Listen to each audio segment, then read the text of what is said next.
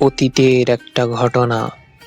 এক নবী আলাইহিস সালাতু ওয়াস সালাম তার কিছু সঙ্গীদেরকে নিয়ে এক গ্রাম থেকে আরেক গ্রাম যাচ্ছিলেন।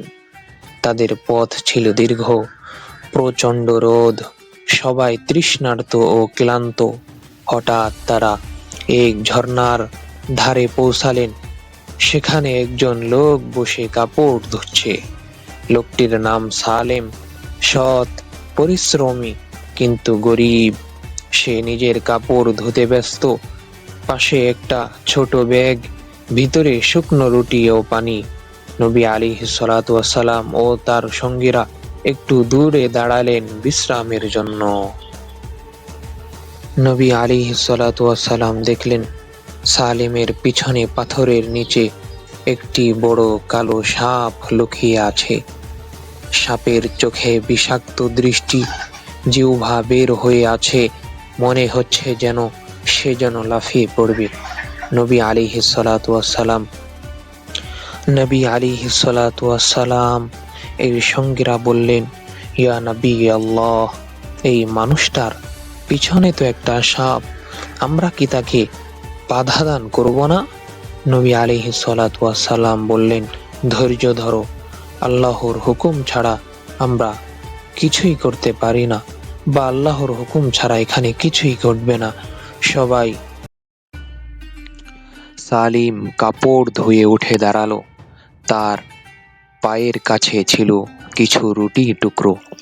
সে সেগুলি দেখল, তারপর হাসল। সালিম মৃদু কণ্ঠে হেসে উঠল এবং বলল, হয়তো কোনো পাখি এসে এই খাবারগুলো খেয়ে খাবে। সে রুটিগুলো মাটিতে রেখে দিল। তারপর ঝর্ণা থেকে এক পেয়ালা পানি তুলে ধীরে ধীরে বয়ে গেল দূরে।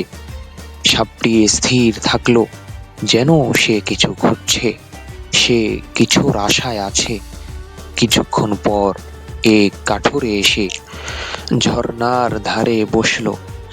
তার গায়ে ধুলো, মুখে ঘাম। সে বলল, আলহামদুলিল্লাহ, অবশেষে একটু পানি পেলাম। সে পানির কাছে এগিয়ে যেতেই সাপটি নেড়ে চেড়ে উঠল। কেউ বোঝার আগেই সাপটি তার উপর ঝাঁপিয়ে পড়ল। কিন্তু আকাশ থেকে এক বাজ পাখি শব্দ করে নেমে আসলো, আর মুহূর্তের মধ্যেই সাপটিকে তার নখে ধরে নিয়ে গেল আকাশে। সবাই হতবাক। এদিকে নবী আলাইহিস সালাতু ওয়াস সালাম এর সঙ্গীরা নবী আলাইহিস সালাতু ওয়াস সালামকে বলিলেন, ইয়া নবী আল্লাহ, এটা তো একটা অলৌকিক ঘটনা। সাপটা নিশ্চয়ই তাকে দংশন করতে যাচ্ছিল। সাপটা নিশ্চয়ই তাকে কামড় দিতে যাচ্ছিল, কিন্তু সে তাকে কামড় দিতে পারল না। দিতে যাচ্ছিল, কিন্তু সে তাকে দংশন অর্থাৎ কামড় দিতে পারল না। এটা কি কারণে হলো ইয়া নবী আল্লাহ? এরপর নবী আলাইহিস সালাতু ওয়াস সালাম তার সাহাবীদেরকে বললেন, হে সাহাবীরা, তোমরা শোনো, তোমরা যা বলেছ তা ঠিকই বলেছ। অর্থাৎ হ্যাঁ, ওই সাপটির নিয়তি ছিল যে সালেমের দিকে অগ্রসর হওয়া, কিন্তু আল্লাহ তাআলা তার রহমতের মাধ্যমে, তার দয়ার মাধ্যমে হযরত সালেমকে বাঁচিয়ে দিলেন, সালেমকে রক্ষা করিলেন। নবী আলাইহিস সালাতু ওয়াস সালাম এর সঙ্গী বলিলেন, ইয়া নবী আল্লাহ, সে কি এমন করেছিল যার কারণে আল্লাহ তাআলা তাকে গায়েবী সাহায্য করলেন? এখন নবী আলাইহিস সালাতু ওয়াস সালাম তার সাহাবী অর্থাৎ সঙ্গীদেরকে বলতেছেন, হে আমার সাহাবীরা, তোমরা শোনো, যখন সে রুটি টুকরো রেখে গেল, তখন আল্লাহ তাআলা দেখলেন যে তার দয়া, আর যে আল্লাহর নামে দয়া করে আল্লাহ তাআলা তাকে রক্ষা করেন।